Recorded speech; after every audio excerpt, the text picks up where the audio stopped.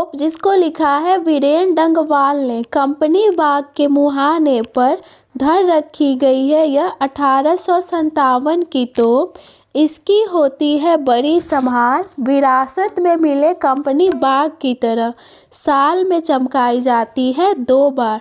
देखो, कंपनी बाग एक जगह है जो अंग्रेजों के द्वारा हमें मिली है। तो कंपनी बाग के मुहाने मतलब क्या होता है? प्रवेश द्वार पे धर रखी गई है यह 1857 की तोप। जो कंपनी बाग जगह है ना, वहाँ उसके मुहाने मतलब प्रवेश द्वार पे 1857 की तोप रखी गई है। इसकी होती है बड़ी संभाल, संभाल मतलब देखभाल। तो ये जो तोप है ना, इसकी बड़ी देखभाल की जाती है, विरासत में मिले कंपनी बाग की तरह।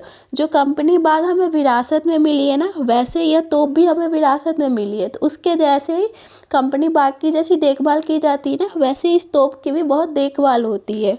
और साल में चमकाई जाती है 2 बार। इसको साल में 2 बार चमकाया जाता है, एक 15 अगस्त को और दूसरी बार 26 जनवरी को। सुबह शाम आते हैं कंपनी बाग में बहुत से सैलानी, उन्हें बताती है यह तोप कि मैं बड़ी जबर, उड़ा दिए थे मैंने अच्छे अच्छे सुरमाओं के धज्जे अपने ज़माने में। देखो, सुबह शाम जो कंपनी बाग है ना, इसमें बहुत सारे सैलानी आते हैं, पर्यटक आते हैं घूमने के लिए। तो उन्हें बताती है यह तोप उन्हें बताती है कि मैं बड़ी जब्बर, जब्बर मतलब क्या? शक्तिशाली। तो मैं बहुत शक्तिशाली थी, उड़ा दिए थे मैंने अच्छे अच्छे सुरमाओं के धज्जे, अच्छे अच्छे सुरमाओं के धज्जे उड़ा दिए थे मैंने अपने ज़माने में। अब तो बहरहाल छोटे बच्चों की सवारी से अगर यह फारिग हो तो उसके ऊपर बैठकर चिड़िया ही अक्सर करती हैं गपशप। कभी कभी शैतानी में वे इसके भीतर भी घुस जाती हैं, खासकर गौरैये। कवि कहते हैं कि अब तो ये जो तोप है ना, उसकी जो हालत है ना, वो बहरहाल मतलब खराब स्थिति। तो जो अब तोप है ना, इसकी स्थिति खराब हो गई है।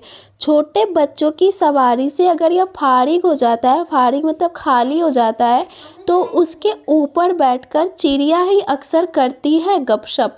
जब छोटे बच्चे इसकी सवारी से उतर जाते हैं और ये खाली हो जाता है ना तो चिड़िया क्या करती है? इसके ऊपर बैठ जाती है और बैठकर वो गपशप करती हैं। कभी कभी शैतानी में उसके भीतर भी घुस जाती है।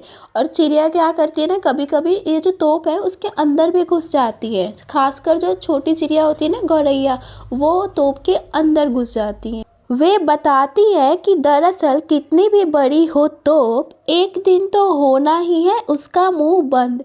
कवि कहते हैं कि जो छोटी चिड़िया होती है ना, जो इसके ऊपर बैठ के गपशप करती है या इसके अंदर घुस जाती है तोप के अंदर, तो वो ये बताना चाहती है कि कोई कितना भी बड़ा तुरमा क्यों ना हो, 30 मार खां क्यों ना हो, एक ना एक दिन उसकी ताकत ख़त्म हो ही जाती है। तो कवि के कहने का तात्पर्य है कि ताकत पे कभी घमंड नहीं करना चाहिए, क्योंकि ताकत हमेशा नहीं रहती।